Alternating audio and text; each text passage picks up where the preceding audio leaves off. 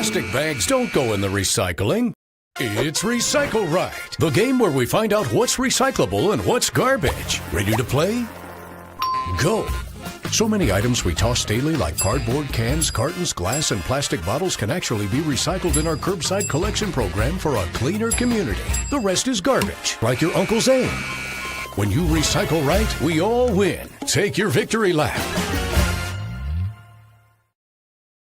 Every drop has a purpose. It nurtures more than just our gardens. Protect what connects us. Conserve what sustains us. Because water is life. Hi, I'm Katrina Wilson, and I am running for school board member, District 1. I've been a lifelong educator for more than 30 years, and I have served in Miami-Dade County Public Schools for almost 40 years. I think that I have a depth of knowledge about education and an experience. Education is the gateway to the future. I think it allows you to dream.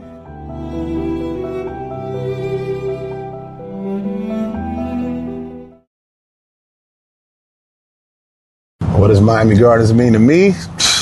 Home. Miami Gardens is home. I remember riding on the back of dirt bikes where Joe Robbie Stadium is and just watching the growth and the maturation and the glow up, if you will, of the city. It makes me proud to be a son of the city, and it makes me proud that I was able to raise my sons in the city, and then my sons can come back and raise their sons in the city. That's why I'm running. I'm not running for me right now. I'm running for the next generation and putting policies and institutional pieces within our city that will be there long after my term is over, long after my life is over, and I continue to serve the people of Miami Gardens and pour back into the same community that made me, that built me, that made me who I am. That's what Miami Gardens means to me. Home. Hello, everybody. I'm endorsing Oliver Gilbert because he has always delivered for us, raising wages, delivering paid sick leave, and passing a law to lower water rates. I'm Oliver Gilbert, and I approve this message because from supporting the 5,000 Role Models program to standing up to Trump, I'm ready to carry on the legacy of Congresswoman Wilson. Trust me, we need Oliver Gilbert in Congress.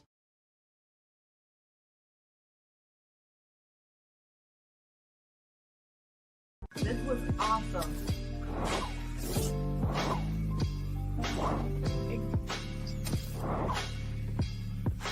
Thank you for tuning in.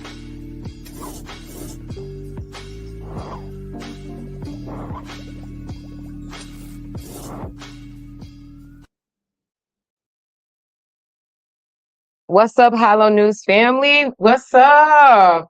Hey there, out there in YouTube land and Facebook land. Hey there at We Shuckin' Pines. Can you guys give yourself a round of applause for coming out here tonight on a Tuesday for Politics and Chill, Broward County Edition? Yeah.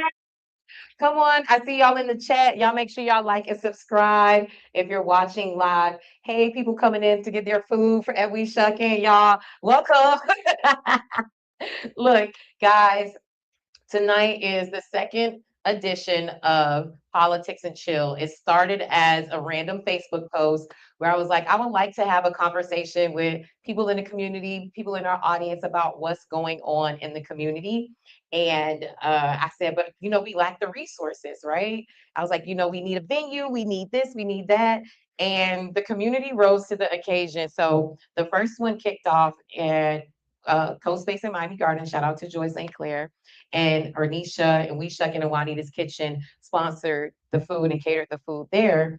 And then also, I don't know, what are we good over here? We just gonna keep it going. Y'all can hear me, right? So and then so this week it birthed into just one event to let's go to different places around South Florida. So we actually had a third date with Palm Beach County, but we had to cancel it. We'll probably do it for the general election. And so also too, we'll be doing an election night party as well at Studio 183 in Miami Gardens, just celebrating not any candidate. It's just more so like we're celebrating just the fact that we did our civic duty. So it's called Yo, I Voted. So we'll be giving out, yo, I voted stickers. You know, like when y'all go to the polls and they give you a sticker that says, I love that. Like I low key do it, you know, for that too. It's like, it's not complete unless I get that sticker. And so we're going to have those, and it's going to be games, and we're going to be talking about like what it meant to vote in this election, and you know, not who you voted for, but just like the importance of it. And so tonight's conversation, and Dave, he's focused a lot on Congressional District 24. I think it seeps into Broward too, so we could talk about it a little bit. But I would like to talk about Congressional District 20, and then also too, like from you guys, just hearing like what matters to you, especially in Broward County. What are things that you guys are seeing? Who do you want to see the future, you know, leaders, like policies and issues that matter to you? And so, yeah, we're gonna get into it. We're gonna dip into it. All right. And I'm getting text people sending me stats and stuff about things we can talk about in Broward County. So yeah, it's gonna be good. It's gonna be good stuff. Let me see who's over here in YouTube land. I see y'all, I see y'all, I see y'all. Hitting the likes, hitting the likes. Yes, yes, yes. So are y'all paying attention to Congressional District 20? Uh, so let me let's list some of the leading candidates. So Debbie Wasserman Schultz, um, Uncle Luke Campbell, don't stop, pop that, don't stop. Um, we have Dale Holness, we have Sheila Sharpless McCormick, who had to step down because of some she was investigated by the ethics committee. She was found, I think, guilty. Yeah, not any criminal charges yet have been brought, but she had to step down from her position. But she's running for reelection, which she can, right? And then there is Elijah Manley, who is a young teacher who is running for the seat as well. And so the thing, and I would love to know what y'all think about it too, and y'all chime in too online, right? The issue with this race, or the chatter that came up with this race, was it has traditionally been held by a Black elected official. And so before Alcee Hastings, I think it was about 100 years since that seat. No. I think when they created that seat, so like that area didn't have Black representation until they did redistricting. Alcee Hastings got elected. You know, God rest his soul. He passed away. And then Sheila Sharpless McCormick was elected. And so now, when they did redistricting, Debbie Wasserman Schultz district disappeared, and you don't have to live in your district to run for Congress. So you could run anywhere, right? And so she's from the Weston area. So instead of, you know, picking a race that was closer to where she lived, she ended up jumping over to Congressional District 20. And so we heard she raised at least, I'm gonna just say at least $10 million. I don't know the exact number. I think it's more than that, right? And so she has a war chest. Here's the other thing. She's Jewish, and she's been in politics for a very long time. So she has the name recognition.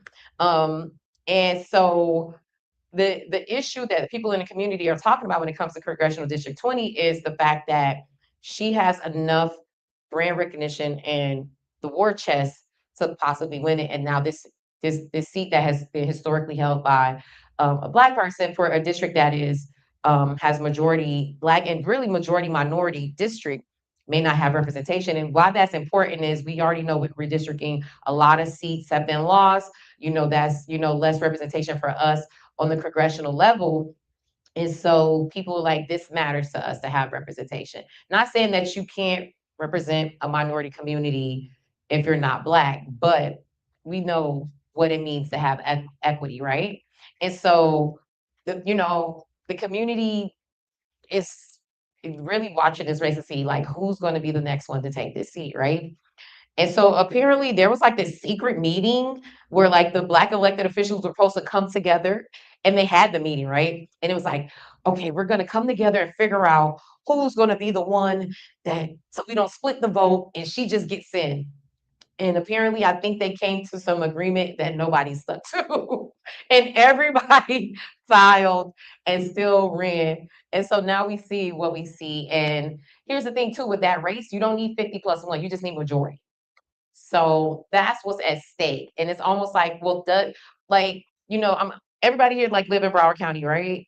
Like, so like I know a big part of that area is like the Cis Trunk area. I think like where Blanche Ely High School is, like it's that and of course it spans a lot of different neighborhoods, but I know like that's like the main area, right?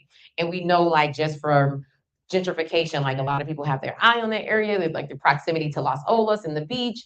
And so, I just want to know from Broward County people. I don't know if anybody lives in CD20, and if you guys do online, let us know. But does that matter to you? Like, if that seat remains historically, with the Black representation, or does the best person who can do the job, regardless of race, gender, color, like what do we care about? What do we care about for Congressional District 20? I mean, anybody want to? Y'all know what's called a response. History matters to you. Okay, yeah, you can take it. I see y'all online. Hey. Did it?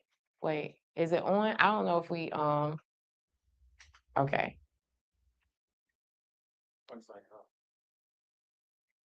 Got it. Oh, oh, I thought you. Well, look, you can stay anonymous here if you're here in person, but we're here at We Shuckin' Pines. Y'all still got time to come join us if you're in the area. Think for African Americans in general, it's always been about our people representing us. And other cultures, their people represent them, right? You have the Hispanic representatives, you have the Caucasian representatives, the Asian representatives, so forth and so on. But when it comes to us, it's always felt like we need someone else outside of our race to represent us. It's a sacred complex. And so I love that each culture, each race have their people that represent them because it makes sense. You're from that culture. You are that culture. You understand that culture. I don't need an outsider to tell me who I am. I know what I am, and people around me know who I am. So it makes things a little easier. So when they go out and they represent us, they know exactly what we need. But when it comes to African American community, we don't have that. In case of Ms. Schultz, I think it's a slap in the face that she's running in our district because she doesn't. I mean, yeah, just because you can do something doesn't mean you should. Right? Just because you're in Weston, what are you doing on the east side of Broward County? When you can run in your district, even though it got split up, but you live in Weston, you understand Weston. Why not run in one of those districts? Why run over here knowing what we just went through in this state with the gender mattering? Like that doesn't make any sense at all. And so it's like you're just ignoring, what this seat means to our community. And how do we know you're going to represent us? Because I watched some of those interviews that she's done, and they asked. He's done interviews because she won't come up with a high low. She's done interviews on CBS. It's Miami when I saw. Yeah, early on, she did a couple of months ago. She did not want to answer those questions about this seat, about the backlash she's getting, and she's deflecting pretty much. So money talks. If she got approximately $10 million in this campaign for her to run, that's not really good. And so, the best we can do is just go out there and vote and hope for the best. But I mean, this is a dire time right now. I mean, with gender mattering, we're really in a hole. But again, doesn't end up playing here. Yeah, it's the thing that she's running in our district. She had no business being in our district. Yeah, you can. But if you don't want the mic, that's okay. But just say it. We'll repeat it. And to going back a little bit to what you're saying about the meeting that was probably that took place when everybody wants to be the leader and nobody wants to say, you know what, let's do what's best for our people. We need to make sure one of us get in here and actually get in there. That woman is not gonna fight for us. We ain't never seen her at now one thing we've done. That's what somebody said online. They said, when has Debbie Wasserman Schultz represented our interests? You see her at Juneteenth because she was putting on. It's witchcraft. Like, why are you over here? You don't know the people on Fish Trump. You ain't never been on Fish Trump. Hmm. Okay. And people see the historic nature of that community change. Because Exactly. you won't have someone in place who will help preserve that community. It will begin to look like what we knew Overtown to be and what it is now. Liffey City, what we knew it to be and what it looks like now. So that's one of my concerns. Who will be there to preserve the historical nature of that community? Thank you, thank you. And so I see Tanisha Simpkins online. She said that actually, when they came out of that meeting, it was Sheila, but then they changed to Dell. At this point, everybody qualified to run, so they're all on the ballot. Now, we interviewed Congresswoman Sheila Sheffield McCormick, and I also got this from someone else who was like, Sheila has been saying for years that they were coming for her seat, right? Yeah. Is that one stronger? Okay. I wonder if it's because we're too close to the situation. Hello? Hello, is that better? Yeah, yeah, yeah. Okay, let's see. So she's been saying for years that, oh, I think it may be because we're too close to the speaker, but she's been saying for years that, hello? Oh, well, let's see if it goes like right over there. Um, that she's been saying for years that Debbie Wasserman Schultz or the Democratic Party allegedly was coming for her seat. And she was like, they're gonna come for me. They're gonna try to take my seat. She's been saying it. And the person who told me this, like, she sounded crazy. And it's like everything that she said came to pass though. Like she's like, they're gonna try to make up something, they're gonna try to come at me, they're gonna try to, make some type of scandal. And here's the other thing too, even though like she was found guilty by the ethics committee, it was like, well, the way the media shaped it, if you would have thought that she was like had went up to the Supreme Court and got like and had been, found guilty. It was like the ethics committee, right? And so, I mean, at this point, I know the case is still ongoing, or whatever, but she point blank said during our interview, go to that part podcast, you can see she's like pretty much blaming Debbie Wasserman Schultz for what happened to her. And she's like the main person who was behind the information or the campaign behind the scenes was, she said, Debbie's brother. His last name is Schultz. And she said he was the one who was like pushing all of the things in the media and everything that happened and the things behind the scenes with the DNC, because they knew when Trump wanted to redistrict that her seat would disappear. So they were looking to see what would be the easiest. This is all according to Sheila, that what would be the easiest seat for her to the quickest path, the easiest path to victory. So, I mean, it tracks though. I don't know, like, but here's a even okay, so I like to keep it real over here. Even though she said that, like, some things with the money just still didn't make sense to me. Cause I was like, well, there's some connections over here with these like PACs and stuff in North Miami. And then I think the mayor over there was getting, like investigated for it as well. So certain things just didn't add up to me. But she was saying that other people had that same issue because what happened was what initially started like the ethics committee was it was COVID money. She got some funding and they said it was a clerical error, like she got the wrong amount and she didn't send it back. She said actually she thought it was the correct amount because what they submitted for and what they were approved for was larger than what the state actually gave her. So in her mind, she was like, well, actually, you guys didn't give us what we agreed to. So I did spend the money because it wasn't an error based off of this, but they were like, no, it was an error, send the money back. But I don't think she sent the money back. And so that started this whole like, well, there was an error, you spent the money.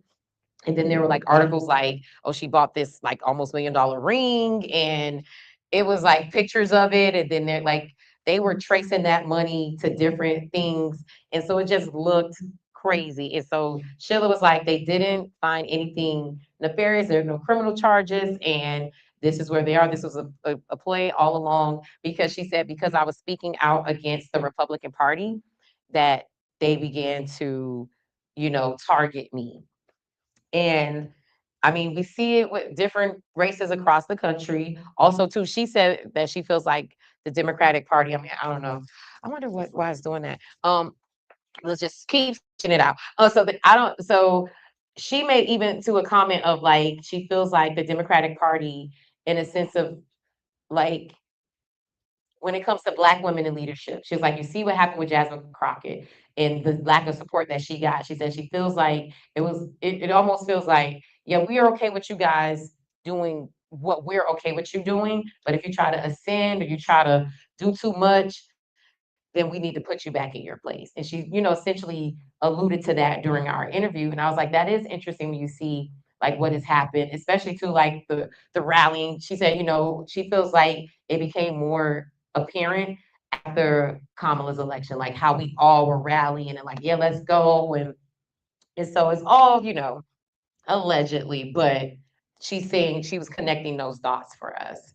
And so for me, I'm looking at some of the comments in the chat and they're like, someone said it doesn't matter who gets the job as long as they get the job done. And that makes no sense. William Morley, they said, well, William Mitchell, they said that don't make no sense. It does matter. That's why we vote, right? I will say this. As Black people, we got dot our I's and cross our T's every time. If there was an agreed amount that you took, allegedly, right? And you got more than that. You were supposed to report that. Why would you spend the money that you didn't agree upon? That doesn't even make any sense. So if you're like, say if they said we're gonna give you 20, but they only gave you 5, and then you're like, why spend that? Because it wasn't the amount that was in. Well, yeah, we are.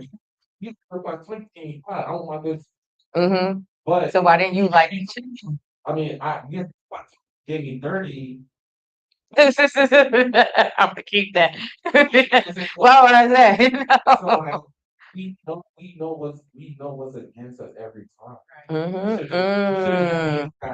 Yeah, or at least say, hey, something's not off. The numbers aren't adding up. Is this, That's within itself. Now, even if your target is you gave them ammunition to go ahead and now pursue something that was so easy as reporting it. I'm an accountant, so I know. Just report. But even if you're not an accountant, it's just common sense, right? Just report it. Yeah, just report it. So here's the thing. After interviewing pretty much like all the candidates at this point, it kind of reminds me of CD 24, Congressional District 24, and that's the seat that Frederica Wilson is not seeking re-election for. And so to me, it feels like there are people who I feel like are qualified to do the job. I wish it wasn't this splitting and this clashing of the titans, right? Where it feels like, well, damn, I wish we didn't have to choose. And I wish, maybe you went to this race, you went to that race, because, and especially with Congressional District 20, it's almost like, I mean, I hate to say this, and I'm texting somebody who's running. I'm like, it's giving Debbie May win. It's giving because of the amount of money that she is pouring into that district, and it just certain polling numbers that have come out. It's giving that. I used to work for a nonprofit in that area, right? So downtown, and it's a lot of white affluent people, and she would be at every event, right? Every gala, every fundraiser. So in my experience, she's a very kind woman. I don't Yeah, I met her too. Politics and all of that stuff, but in terms of her face in the place, it's there. So when it comes to people who are going to show up to the polls in that area, I'm specifically thinking about the people that live off of Las Olas and those fingers and those multi-million-dollar homes and the business owners. She knows them. She's been doing business with them. I'm thinking about over a decade ago, and I worked with them for a decade. So, I'm talking about 20 years strong in terms of my thought pattern of her presence in that community. So not necessarily specifically cis-strong, but cis-strong to the water. And all of those homes and all of those businesses is what I'm thinking about. And that's also too when you think about like your pathway to victory and like what the voting universe includes. And so even though that district has 40% Black voters, and I think, but the other 60% is non-Black, and they're not all like Hispanic as well. So like you said, in the redistricting of it all too is like, well, there is a community there that if she just got 60% of just the non-black people, she has a pathway to victory. Like I get it, but it's just it makes me wonder what will happen to representation there. And here's the thing, I hope whoever wins goes in and cares for all the people in that district, but I don't know. Sometimes when we've relied on other people to um, take care of us, that's not been the best solution for Black people. So let's see. Debbie is about contractors. She sees opportunity. And you, and I mean, I get it. I mean, Oh, so, right? So this is about sex travel. Like Dale Holmes is Jamaican, right? So he's mhm, originally from Jamaica. So do you feel represented if he got the seat? You know, that's he's from true. Jamaica. You know, he doesn't have the his strong history and all of that. So would you say that it should be someone from the area? And that's what we start getting into. It's dicey, right? Right. And that's why I was like, so it's like, and that's why I was like, does it matter if the person is Black, where they're exactly from, if they live in the district, does it matter what part of the district? Yeah. And so I get, I get it because you still want to have like, especially to the majority of that district. Also, too, is some of it is low income, and you're thinking about like, will these people have their needs met, right? You know, it gets really dicey. It gets really dicey. But I do understand the concerns of the community there that said, hey, this has been a historically held by a Black representative. We would like to keep it that way. But Gotcha. maybe y'all should have kept. Here's the thing. Maybe y'all should have chose somebody up. Like, why are 6 of y'all running against each other? Like, it's 6 strong candidates or whatever. Like, if that was the case, and they really, I think this too, and I don't know if you guys agree with this. It feels like sometimes in our communities where there should be some planning and organizing going on. I just feel like we don't have the liberty to just kind of be, well, let's just figure out, we throw something to the wall and it hope, it's like, I feel like there's certain strategy because of our history in the country that we need to be able to just be like, okay, well, if you do this, then you go there. This is the timing. Okay, this is like. But I think a lot of people like this is my time now, and I want to take my chance, and I feel like I could win. Even as a person who's just getting educated, I went to the Ballotpedia because of my sis here. And Mhm. on here, Debbie's name is bolded and underlined first. And Oh, then the rest of the people are just listed with no right, exactly. So how many sites is she listed like this? So if I'm not really in the know, I'm like, oh, she's bolded. She has an underline. This looks like a good person. and that's the thing, especially with undecided voters, and maybe if they're not as informed. But that's again, if you got who owns that site? You get what I'm saying? Like, does she have connection there? Like, I don't know what that T is, but what happens? Does it die? Okay, let me see. Okay, we're back. Thank you. So I w- I got sent some unofficial vote by mail stats. And so as of August 4th, there have been 118,000 issued. This is for Broward County, 32,000 returned, and there's a 27% return rate. And so um, we'll see. Like the people, what those numbers would um, reflect. But I'm also like, I feel like that number is kind of low. Like, how many people in Broward County? And only 118,000 only requested of vote by mail ballots, but also too because of what happened with voter suppression. A lot of people were purged from the rolls. Certain people, if you had a ballot before, if you didn't submit for it, you didn't get it. So it's a lot of that came into play. I'm going to be really interested to see what the voter turnout is for the primary.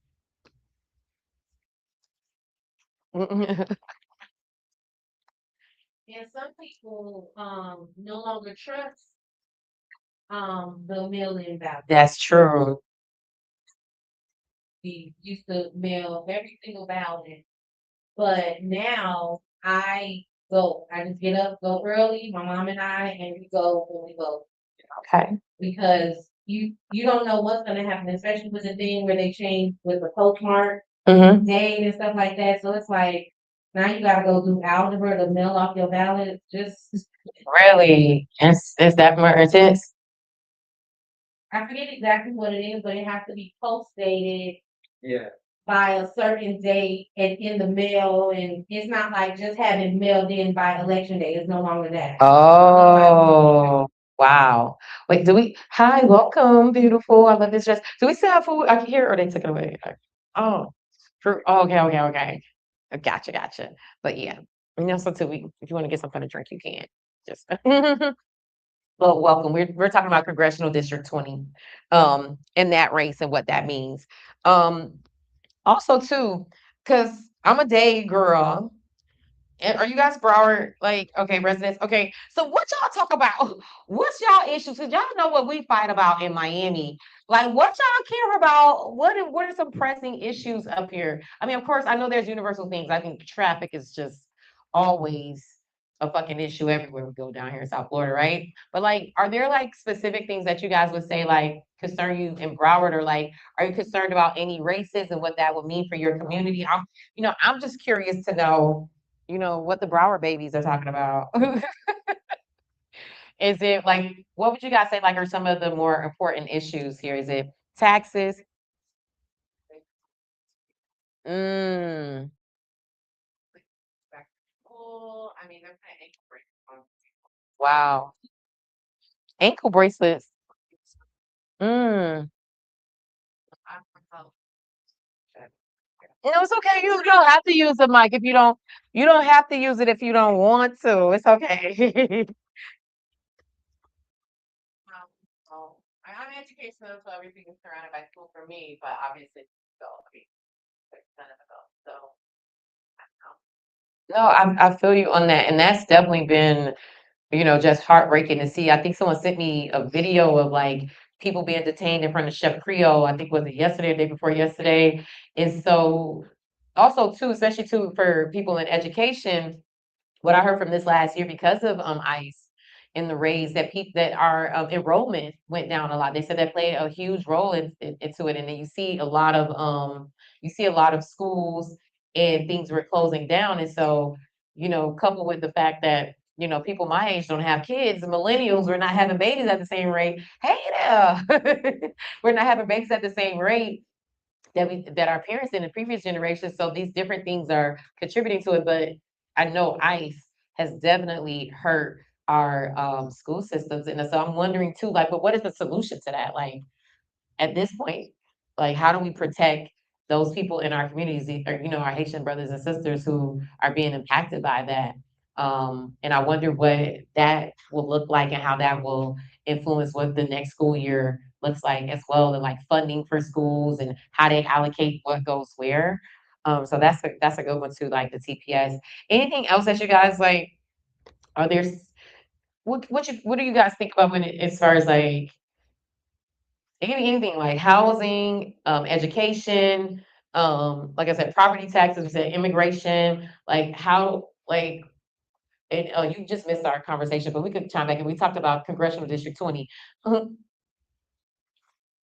for me as a homeowner, the property taxes are ridiculous.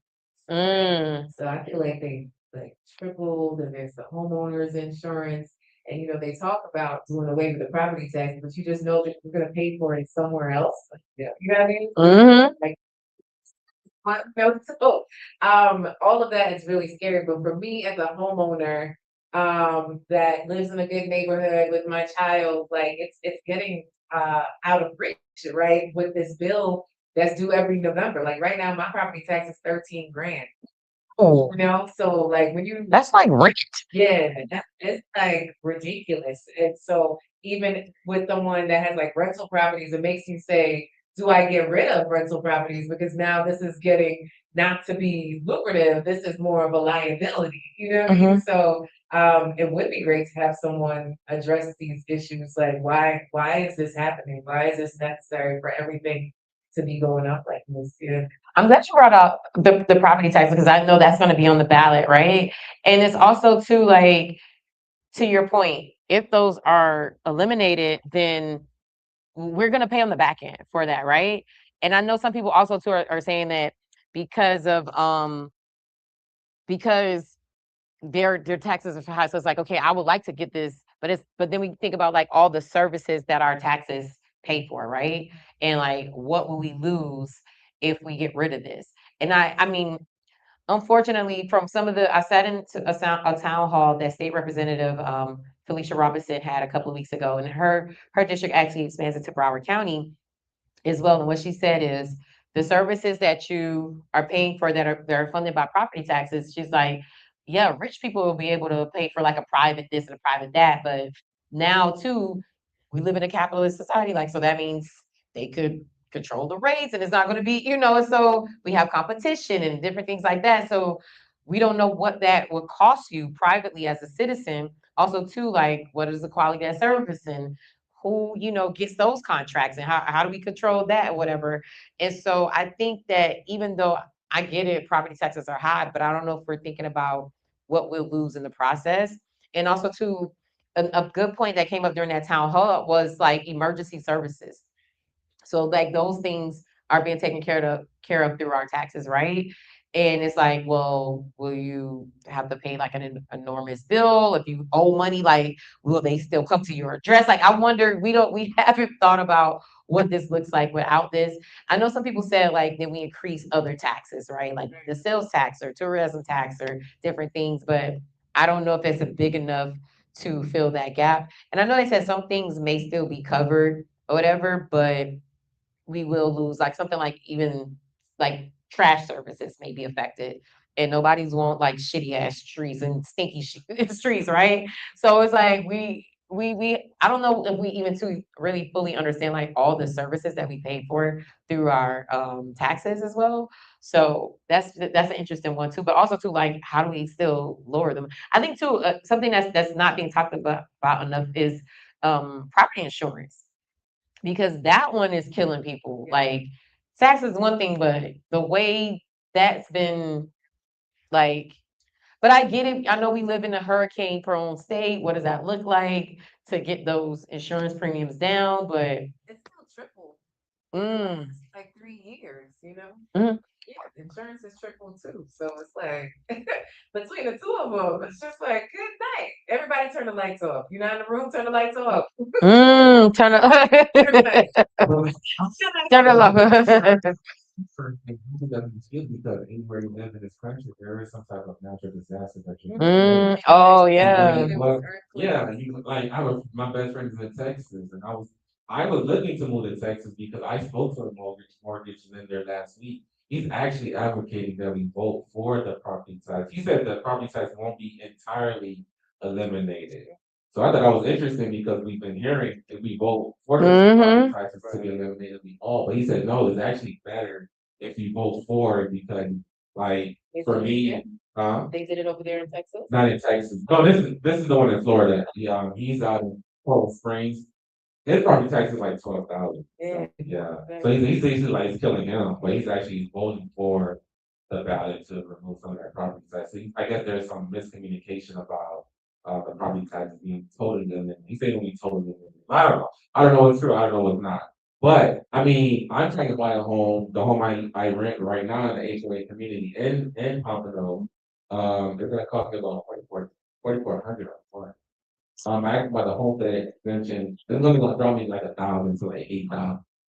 The current owner's paying like 9, I will only pay like 8,000.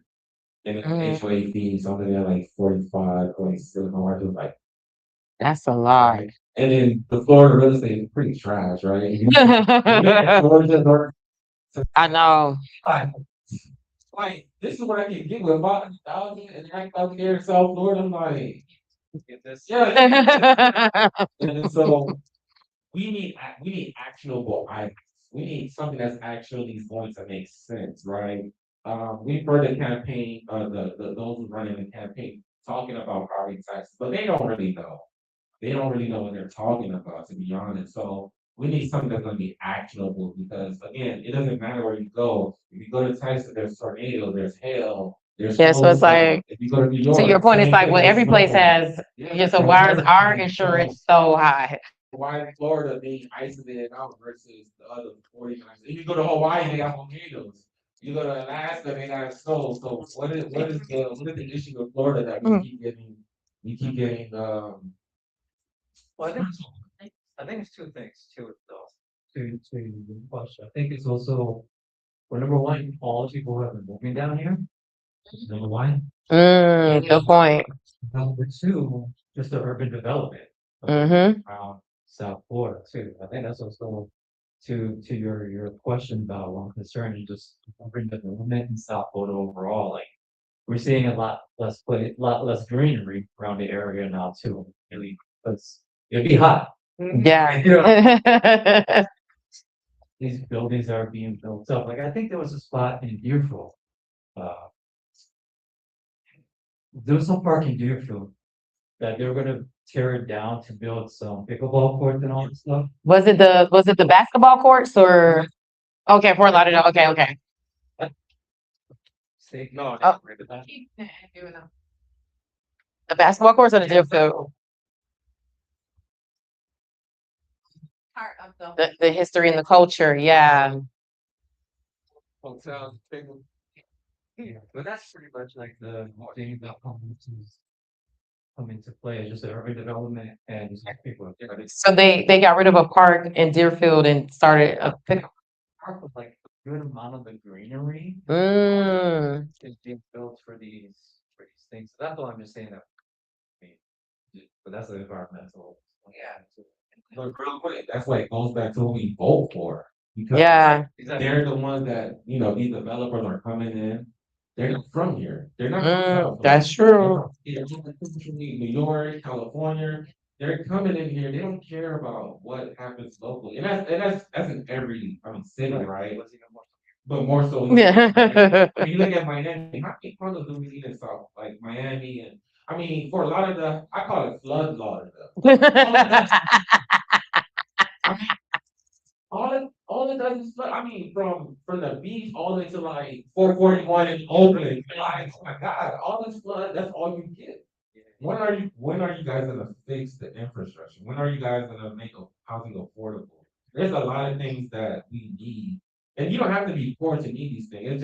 You just need on a day to day that they're not fixing. We don't need no more condos. Even for a lot of the downtown Fort Lauderdale is about to look like Miami too. All these condos are going up.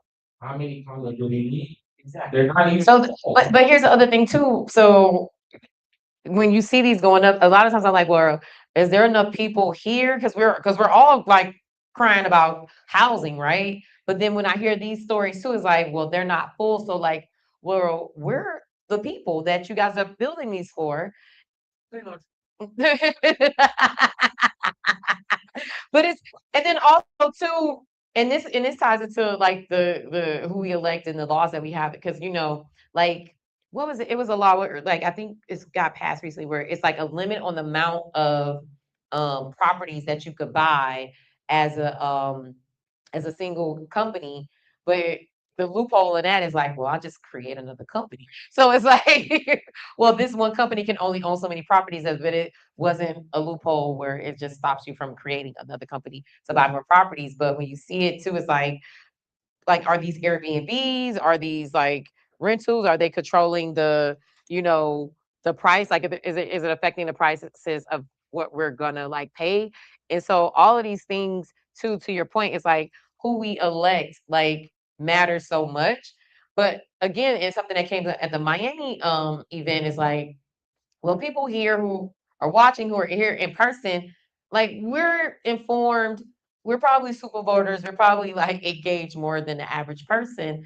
A lot of times too, where I've been on this soapbox for years, is like it just a little bit more of us voted. Like then maybe we can have the equitable things that we care about because then they can pay attention to us because the people who vote are in mass numbers are seniors, and that's why we see a lot of things like catered towards them. And then also to the people who give the money, which we see big corporations, right? And so we had this conversation too, and I would love to know, just the room's thoughts on like, well, how do we get this other part of the population to care? Like we have so much voter apathy, and like, what does that look like to get them to just give a damn? Like, like for us, is that urgent, right? Akeisha. There were two couples, one couple that was in here earlier, we were talking to. trying to convince them, to stay and just enjoy the conversation and get involved. Neither one of them are. The one beginning very young. Were they in their 20s? Probably 30s? Oh, okay. No idea what I was talking about. They live here in Broward. One said he didn't vote because of religious reasons. So, okay. Jesus said it's okay. Mama said it's okay. The young man We're gonna need that. just doesn't vote. He doesn't want to get involved. Trying to encourage them to stay and just do it. I'm like, well, you know what? Don't drive on the street then that pay the taxes that paid for that paved street. When they say they don't want to be involved, like you're involved whether you want to or not. Yes. Well, but my point was, well, I'll go back to, not only is it important for us to understand and who we vote for, but what we're voting for, understanding the referendums that are out there right now, and property taxes. The judge has already ruled that you guys need to rewrite this. The way that it confuses the voters. And so they're in the process of rewriting that because it was swaying people one way. It's the best thing since apple pie. So right now that's being revised, rewritten, but it's important for us to understand the referendums. A lot of us don't understand them. We just go through them. And they're written in ways that will fool you. You had a point that you wanted to make?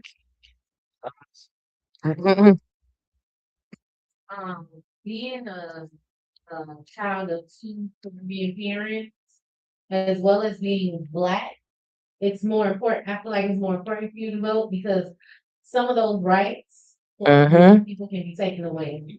TPS, can we somebody? Nice. You speaking to them when they said that, it just like, Oh, you heard yeah, the conversation. you gotta wanna have a why to vote. Like you have the freedom to drive on the streets with no potholes. You have red light or working lights and different things like that. I'm sure you have a child or you're going to have a child. So you should be voting for them or nieces and nephews. Find a why you should be voting.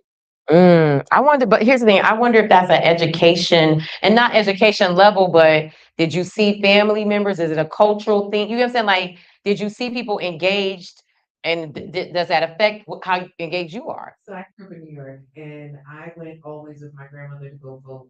And she lives in Jamaica, but she always asks me when is election and she makes her flight. She's 91 and comes up here specifically to vote. You lie. That is why she comes. Wow. Right. So literally 2 days before election day, she makes her way here at the age of 91 to vote because it is so important to her. So it's never been a question since my ability to vote. To be a better engaged and informed voter, but that's never been a question. So for people to say they're not voting at all, it's just, I can't fathom it because my Jamaican 91-year-old grandma will get on a plane when her legs hurt and she has arthritis from the hip down to come here to go do her voting ballot because she's still a citizen and a resident and all those things here. Did you have a point? Yeah, true. I think the reason why a lot of people aren't, it comes down to, I guess, like a cultural thing in this country or just a society thing in this country. They won't care unless it personally affects them. Yeah.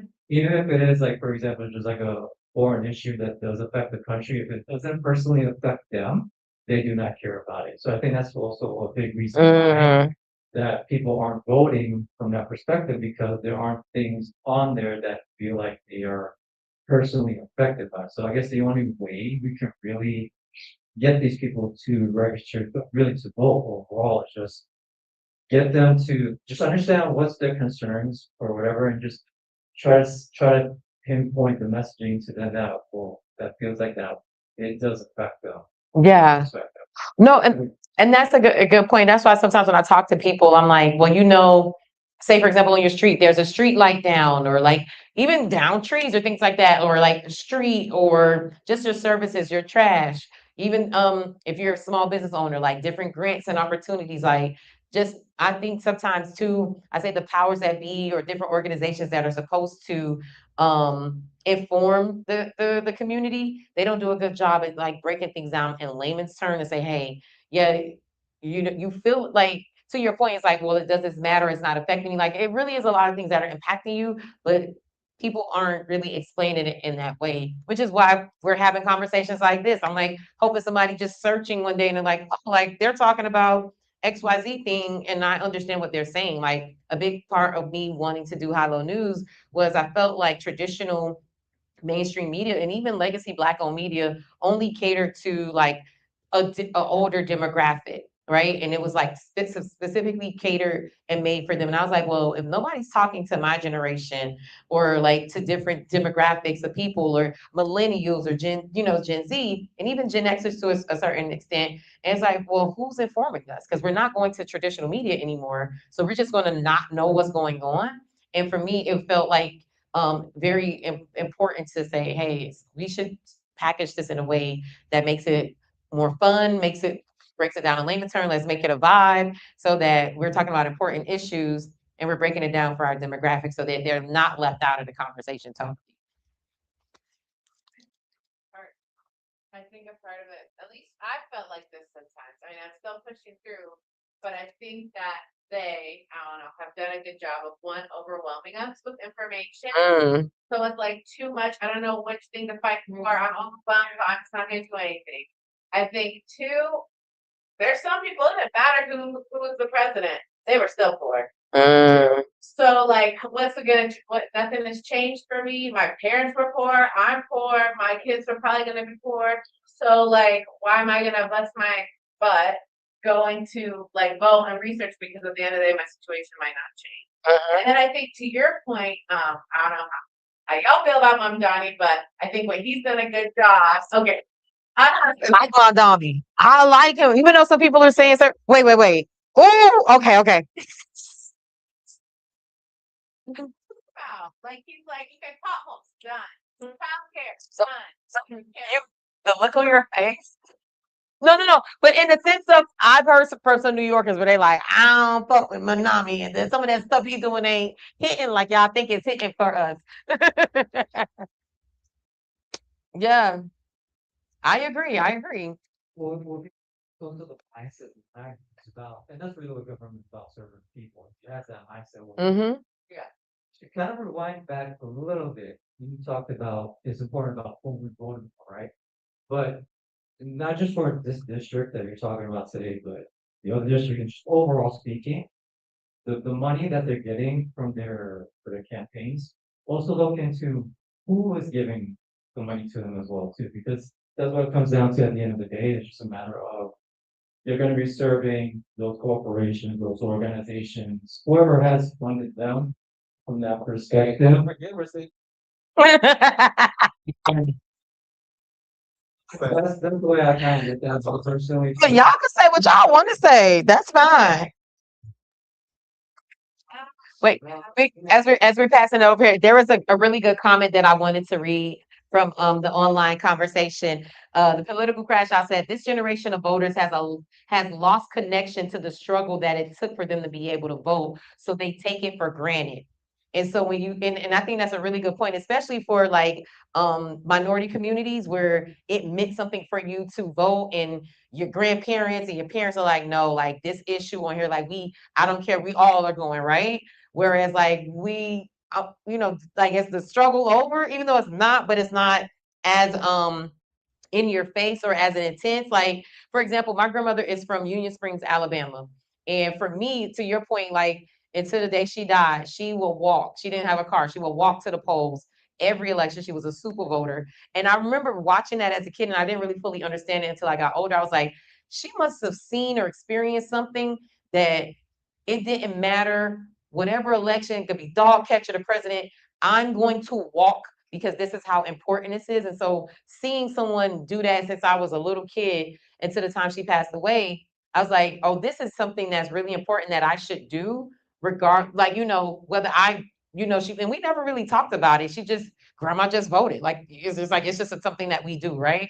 So I think too, like, not having that connection, and also too, if your family doesn't like do it as a as a family, or something that you see, that you lose that connection. But also too, if you think about somebody who grew up in, let's just say, the civil rights movement, if you see dogs and hoses and things like that, and you're like, oh, if we vote for this, we could kind of stop this shit from happening over here, right? So it's like you can literally see it, right? Versus now, we TikTok, we comfortable, and certain intense struggles aren't there. And I think I can't remember who said it, was somebody, I don't know if it's online, but it's like, I think it was Tanisha online. She's like, we need to explain to them why these things connect to their everyday life, and what the urgency is with it, Right? As the person that's busy, right? So the busy mom, Mm. like, I just came back from a mission trip in Colombia. I was in New Orleans, I was in New York, I was in DC. So, going to the commissioners meeting, or going to the church service, or going to the thing, like, I'm not, where do I go? Right? So sis here gave me like 2 websites, but it's just like, for the person that's not informed, what's the easiest way to get informed about the candidates in a logical way that they can say, all right, this is who I'm going to vote for? What ends up happening, right? You go to the poll, and then you see some flyers, and you're like, oh, this guy looks nice, right? That's what ends up happening a lot of the time. So what do you say to that person to get properly educated in a short span of time? I think we have somebody in the back that would like to address it. That's right. Say it again. Hello news. They are doing a really great job. I'm not saying it because I think people forget, and I agree. Hello night. Steve votes the way they've always voted, and they don't understand the issues that are at hand. Right. They are swayed by individuals coming into the senior center AI. and giving them all AI. and all the photos and the cases and all the attention. And I had to tell my mom, let's see your That part. some education. Because, our seniors are swayed by the attention that they get when they're in the senior centers, or what they see on television, or who they see out in public, who's always embracing the seniors.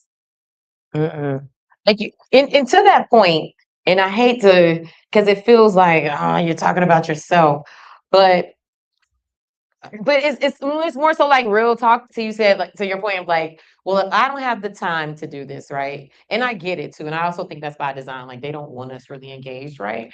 But the remedy to that is local news. Like, however, as we know, newspapers, like, I started my career, we were talking about college, right? So coming out of college around 2010, 2011, where like the change of like in technology, where people were like, how do we do this social media thing? And you're shooting on your phone, and you're trying to figure out, and becoming a multimedia journalist was a new thing. And so I went into a job market, and they said it's a lot too about millennials. It's like, we went into a world that we were prepared for that just doesn't exist anymore, right? And so I prepared for a career in newspaper that was just dying. Like, I remember my internship at the Miami Herald, and I was like, what's the Herald? It was still when it was the old building off the water. I probably was like one of those last few people, interns, and that worked in that building, right? And I remember coming in, but all these desks like were empty. And even though I was like, "Oh, this is cool," but I remember some of the reporters like showing me around. They're like, "Yeah, this used to be full of people," and it was just like kind of like a little bit like of a graveyard, a little bit of like where like you see the remnants of what was. And I was like, when I saw like all those desks, and granted, they still had a hefty staff when I was there, but it was so many empty desks. And I think I remember they said they were like printing twice a day, like in their height, right? And so for me, when you think about local news, like, that's our job. Like, it's not the fifth estate, it's the fourth estate, right? I know my journalism kids, family is gonna kill me, but in the sense of like, we are the ones who go where you can't go. We have the conversations that you can't have. We bring the truth to you, bring the information to you, unbiased, just presenting the facts. Now, this tonight, what we do with Hilo News is a fusion of it because we do commentary as well. But I'm also too learning like, well, how that worked back then, it doesn't work. Like I can't completely do that all the time because we did and we were not getting views. As I was talking to you, I was like, how do we grow our audience with this type of content, right? And now when I started doing commentary, it's helped bring people to our website and they sign up for our email newsletter where we do weekly news and stuff like that. So all of that to say too, I think it will take some investment and support from the community where you guys are watching, where you guys are subscribing to local news, where you pay for subscriptions, maybe do an individual donation, host a fundraiser. If you're a business, do advertising with us. I think when you support us, I'm able to expand capacity. We're able to do more. We're able to cover more. And I just, for myself, this political season, we are covering races between Dade, Broward, and Palm Beach counties, right? And so for us, we're like, I set a goal. I was like, I want to break a record where we cover as many political races as possible. We interview as many candidates as possible. So people go to our website and search, or they find us and they could just at least read what this person's plan is, right? And so for us, I think that's a solution to it too. But I think supporting us allows us to be able to be more comprehensive as well. And so, and also too, I would say this because I'm to your point, not everybody has the money to maybe do a subscription, but to our elected officials, they have budgets. And the issue that, and me and a lot of local publishers around the country, we get, thank God for the grants that we get. Shout out to Pivot Fund, shout out to the Miami Foundation, shout out to Press Forward, shout out to the Racial Equity and Journalism Fund, powered by Borealis Foundation, Local Media Association. These have been some of the people that have given us grants over the last 4 or 5 years. So without them, we wouldn't exist, right? But something that I've talked about like with other publishers is there is this pool of money of marketing dollars that municipalities have, right? The issue we have is as soon as we're critical, that money's going to disappear. And so I think too, support from the community could look like, hey, so-and-so elected official, are you investing in local media?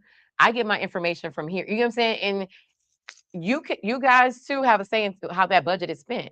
Hey, I think we should be, we're not getting your information. So this is a place that we know the community is consuming content here. You should be advertising and putting information on this local media outlet, local news outlet. And I think too, just advocating for us in that way will help a lot as well, outside of like just individual donations, telling people who have the bag, you should put your bag over here because it matters. And I'm telling you that this is where we're, gathering to get information. So just wanted to give that spiel about local media and how you guys can support us. But to your point, I think it's by design too. It's like, if you, I don't expect the average person to want to, I like local government. I watch government meetings for fun. Sometimes I'm in other cities and I go get a local paper because I want to see, oh, y'all voted on this in Charlotte. Oh, Detroit got this going on. I watch their local news. Like, I just like the shit. So clearly I do this job, but I understand not everybody is going to do that, but there should be ways for you to be able to get information that's digestible in a quick way. I mentioned that somebody that lives in Broward but works in Miami. And involved in politics, grassroots organizing in Miami specifically because the era is different in Miami than it is in Broward, right? That we're saying that we deal with in Broward, you guys are also dealing with in Dade, but like the era is different, right?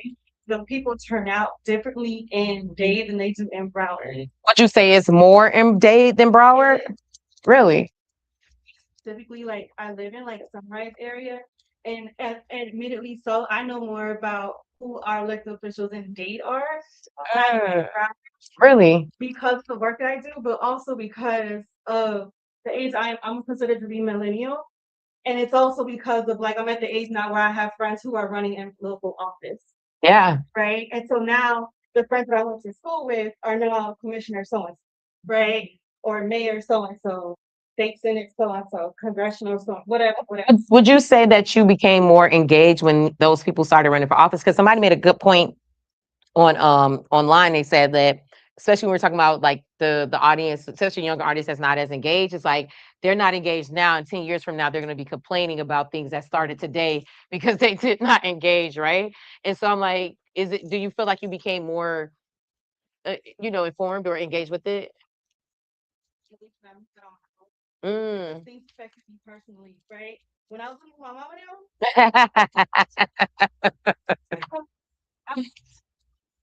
right? Now something like FPML bill going up, and FPML is the only source of power that we have here in South Florida, right? Mhm. But I don't want to pay more than $100, right? Yeah.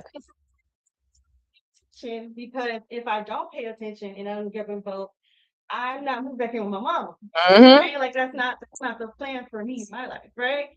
And so I think to answer your question, a lot of it was like language that was overwhelming me. Like a lot of the language is what Mm. right? But I'm also a journalism major, right? I also have a degree in communication. Hey, welcome. Finding politics for dummies type of podcast. For me, I could only digest 5 minutes per day, Mm. right? Because I was also like the language. As a person who writes words, language matters, right? So something like abortion, right? I grew up in church, and they always say like don't abort the babies, but I never grew up learning that abortion was a medical term, Oh, that's a good one. right? And it also means like it's the difference between saving my life or me having an ectopic pregnancy. You want me to save your life, or you want me to save this fetus, right? And so like understanding stuff like that when you go to the polls and just say vote no on number 4, but you're not also realizing like you're voting no to not save somebody's life, Mm. right? And so I think things like that, like you have to digest it as much as you can. And so salvageable, but I also have a conversation with like friends who are my age again because they are now in public office. That's good. Oh, I love how you broke that down. Break down the ballots when they come into play, like how she said the language is strange. Like I used to have a friend that would sit with me and go through the ballot for those amendments and those things, because she's like, you think it says this, but that's not what it means. Mhm. So do you do that on your high-low news in terms of breaking down the ballots of what these things really mean? The amendments, what we've done in the past is we'll have interviews with people who break it down. So we haven't done like, like a Like the article, but I guess our way of doing that is like, hey, this person understands this. So amendment, I'm just throwing out a number. Amendment 3, we're gonna have somebody on to talk about what this means, so that if you're when you're in the looking at your ballot, you've heard a full conversation, so now you can make an informed decision. But to your point, we should probably do more, just even articles, because we've done it more as conversations, as podcast conversations. But I think that would be helpful too for our audience. Like one thing in written form, it's like if you vote yes on this, this is what it means. If you vote no on this is what it means. Like, so you know what I mean? Like a very simple, because I remember when we were doing the casinos, and it's just like, Mhm. nah, this isn't what you think it means with these casinos. Yeah. So that kind of stuff. Ballotopia or ballot, yeah. Yeah. That was gonna do it. Oh, I want me to do it too. Oh my gosh. What?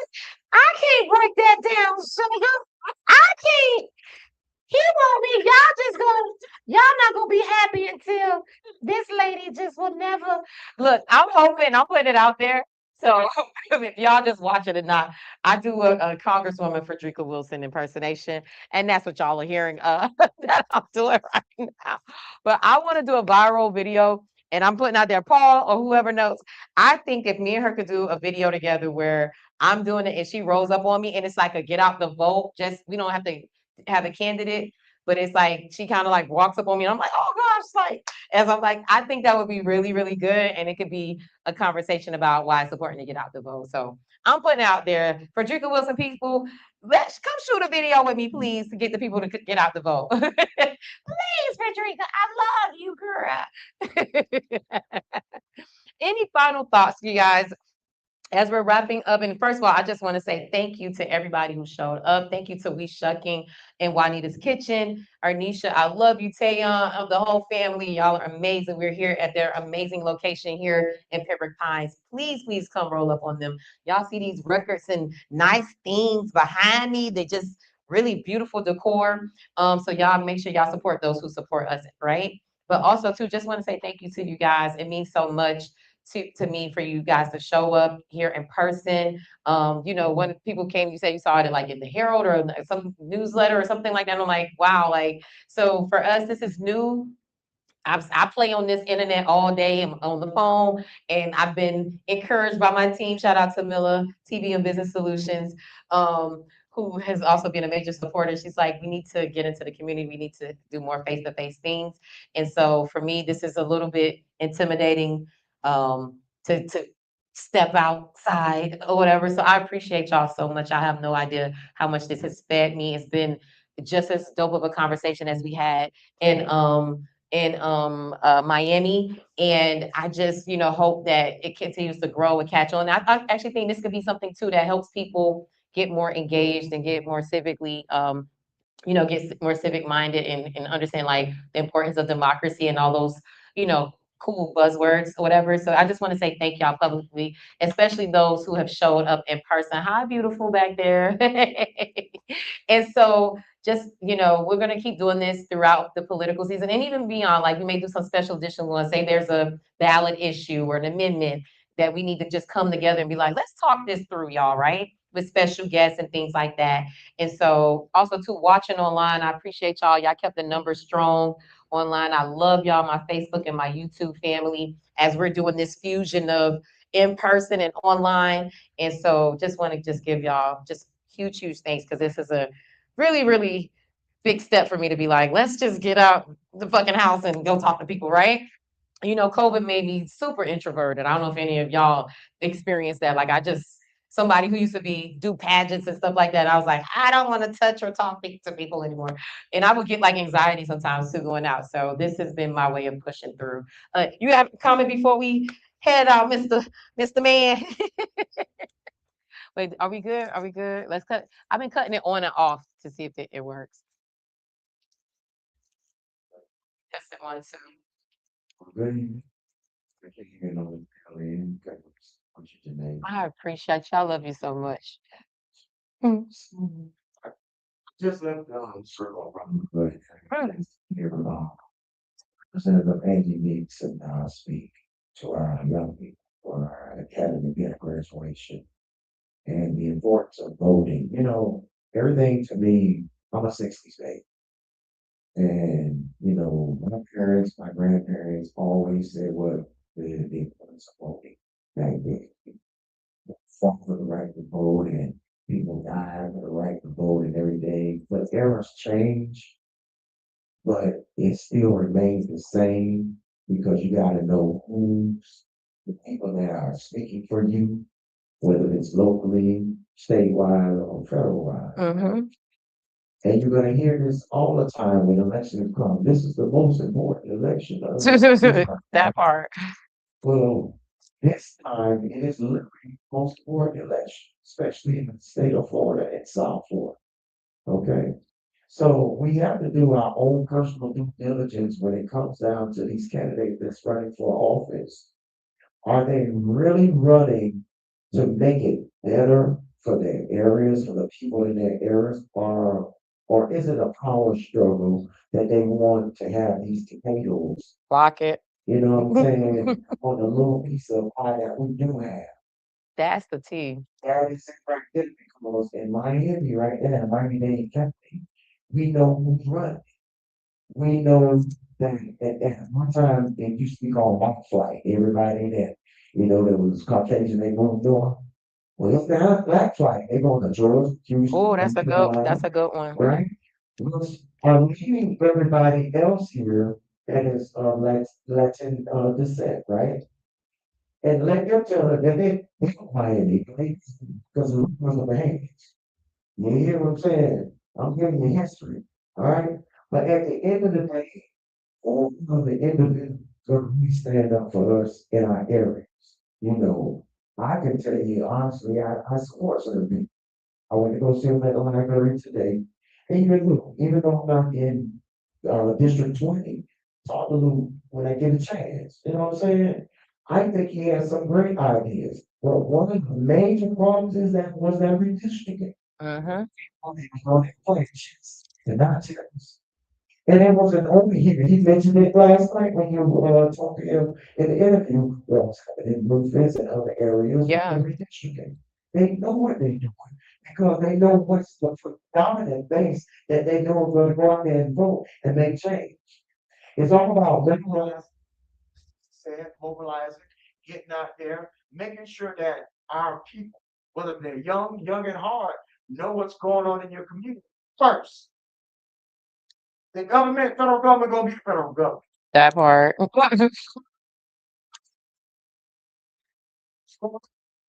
You better know who your councilman, commissioners, representative, judges. That's another big one. You forget about when people are making decisions where little Johnny gonna get probation for weed, or he getting 5 years for weed. Yeah, we totally forget about this. We forget about that. You know what I'm saying? We gotta understand what's happening in our area. When the last election cycle we had a Latino sheriff, a Latino tax collector, a Latino property appraiser. That is strategic, especially in areas in Miami-Dade County that is major gentrification.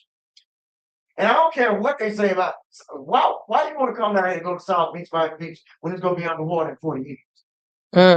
Because of climate, gentrification. Because that's why they want all the areas in Liberty City. You understand? Because they know that's going to be underwater. We've seen it. But at the end of the day, Broward County too. That the historic Black neighborhoods, they're centrally located. There's prime real estate. exactly. So we gotta know playing with us and who's gonna play with us at the end of the day. And that's why it's very important to do your due diligence on each and every one of these candidates. You know, I just saying, it's all about being good instead of always looking good.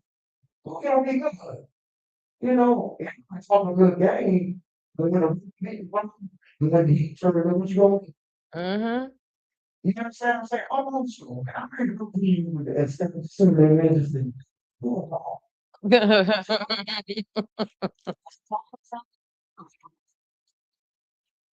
you know, one of the biggest things a couple of years ago was the Formula One situation. You know, Africa, and you don't know, you're getting $28 million. And they covered up about the internet, and they're going to patronize black businesses or entrepreneurship. Can't be. Wait, don't they have a benefits like where you could be a vendor? Yeah, but that's a big Formula One?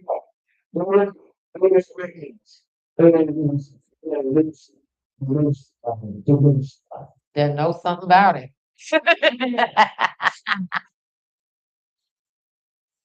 Wait, do locals hate Formula One? I have not found somebody that be like, I love Formula One.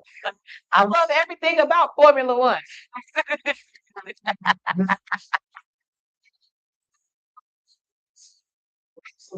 Oh, man, it's gonna be all right. It's gonna be plenty of time.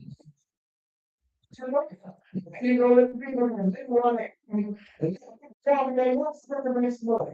They ask for all of us. You know, nobody come look at that. But okay, so when we talk about the stadium, y'all do know that's county and not city, right? So the city has no control over what comes over there. So they're almost like in the we damned if we do, damned if we don't type situation.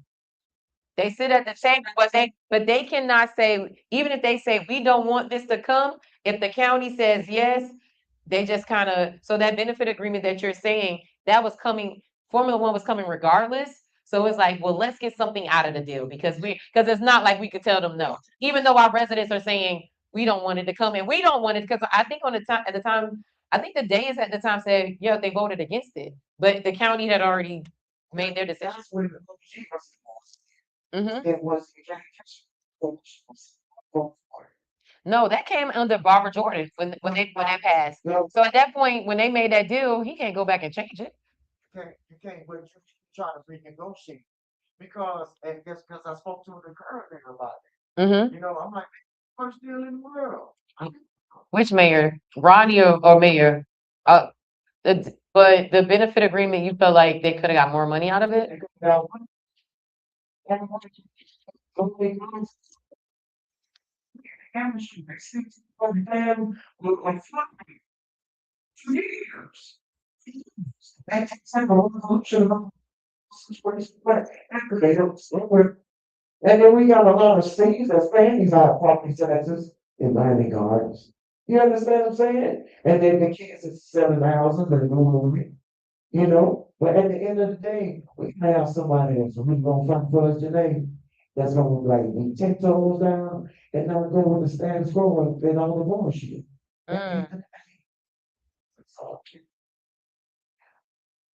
We still rolling. Let's go. Yeah, I think our batteries are going in and out. I'm proud of you today. Don't look. I don't cry at the other one. I'm not crying in Broward County. Don't make me cry in Broward County. Comment like that. But I just want to say I'm proud of you, and I don't want you to. Well, we have our back conversation, but don't worry about who comes. You worry about who's here, and you magnify and amplify the room, and you always do, whether it's 5, 100, or 1,000 when it comes. So congratulations. Thank you.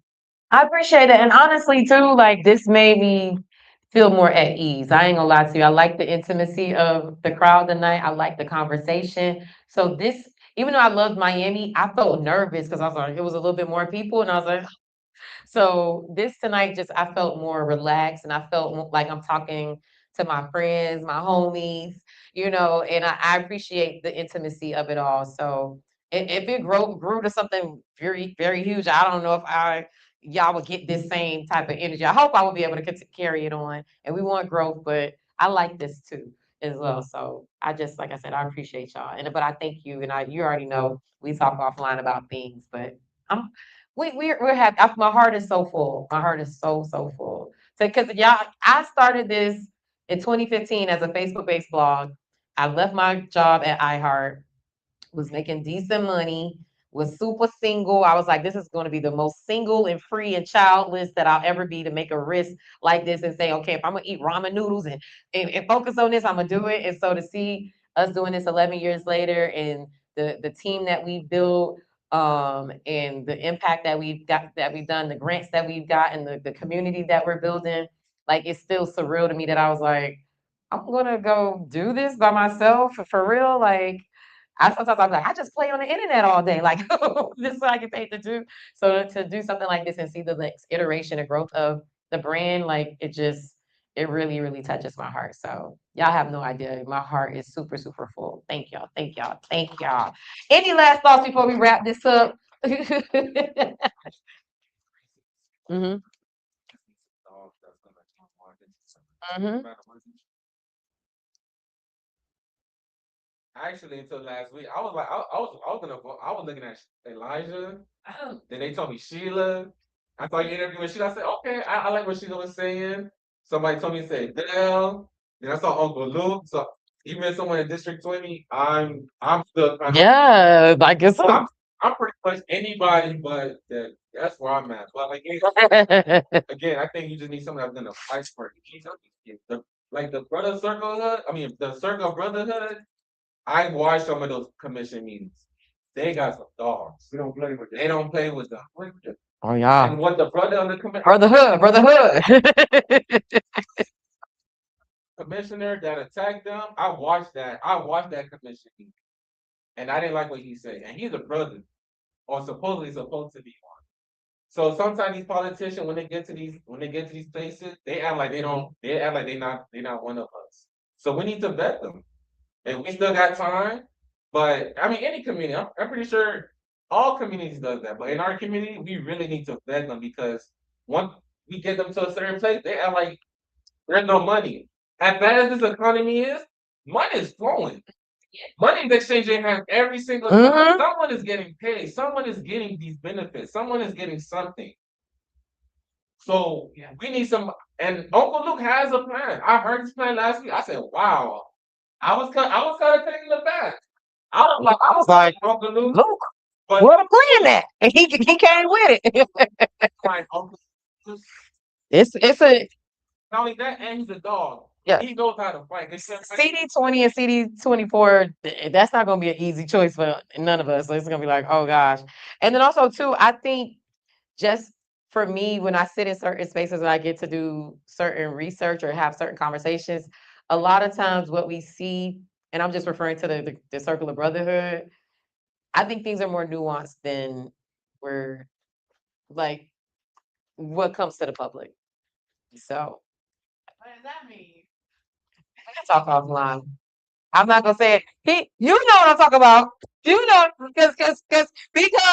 because to say that the commissioner is not possibly a brother, I'm like, Yeah, what I'm saying is, or what I'm okay, saying is, and I'm using, yeah, but I'm just like, well, what about the other things, right? what do you call them? What do you call them? Thugs, Thugs. yeah, And I was like, or bullies, right? no, thugs, like Thugs, thugs. He used actual criminals, and he used a nonprofit organization that's actually doing the real work in our community. He compared the two scenarios. Wow. That's when I knew this game is real. It gets real ugly. It gets real sticky. And there was no need for that. There was no need to do stuff like that. So you have to vet these candidates, because once they get to these places, they forget who they are, where they come from, and the people that gotten them there. Yeah, I know he might be your boy.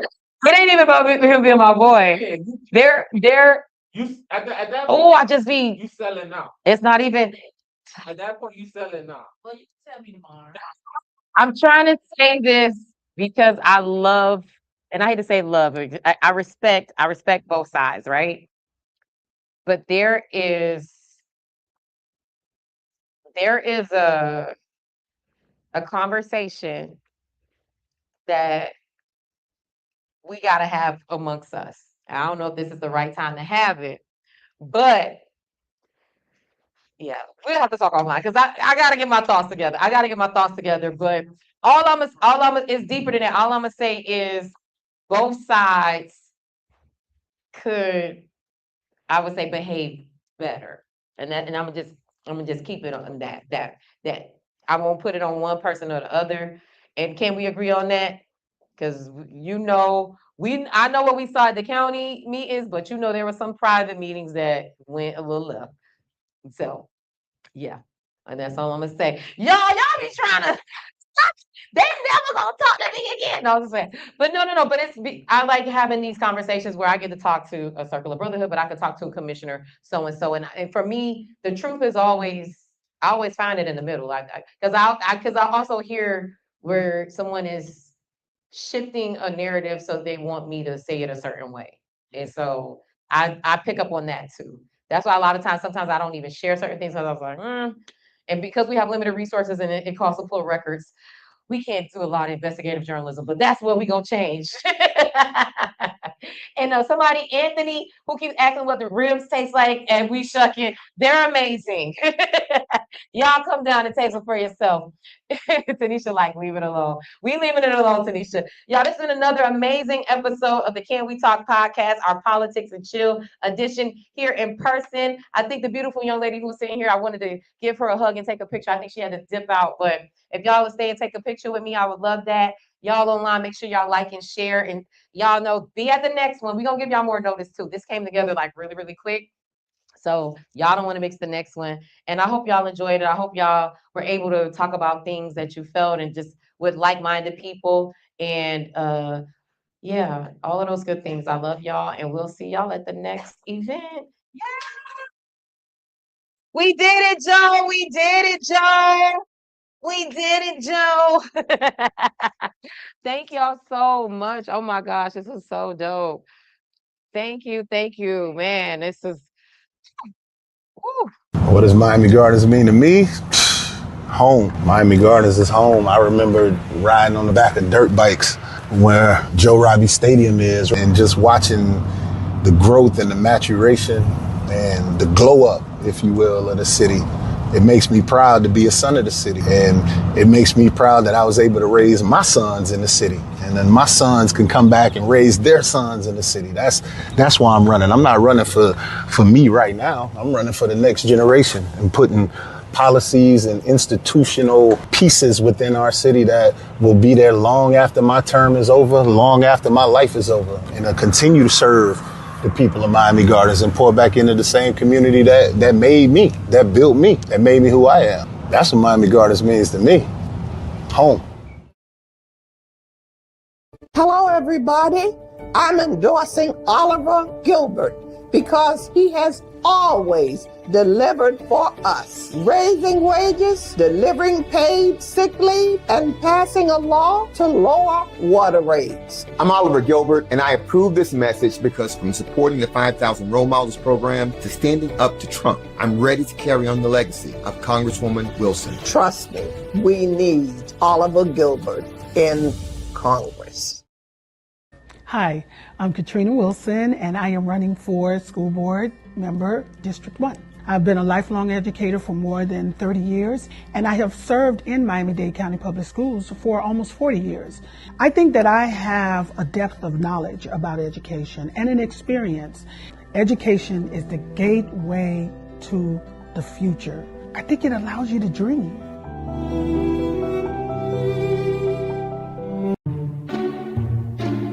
Plastic bags don't go in the recycling. It's Recycle Right, the game where we find out what's recyclable and what's garbage. Ready to play? Go. So many items we toss daily like cardboard, cans, cartons, glass, and plastic bottles can actually be recycled in our curbside collection program for a cleaner community. The rest is garbage, like your uncle's aim. When you recycle right, we all win. Take your victory lap. Every drop has a purpose. It nurtures more than just our gardens. Protect what connects us. Conserve what sustains us. Because water is life.